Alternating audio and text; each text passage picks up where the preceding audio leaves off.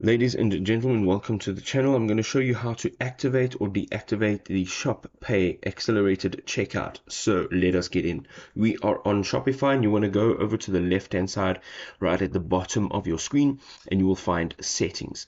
Once you've found settings, you will look through the list over here and you will look for payments. Once you are in payments, you will find that you will scroll down and just underneath the PayPal or the payment capture method, you will find an area that has a Shop Pay.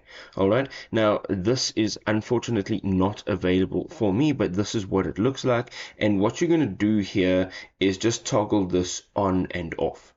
All right, and once you toggle it off, you will find once you go back in to your store and you view your products, that button will not be available as a payment method anymore.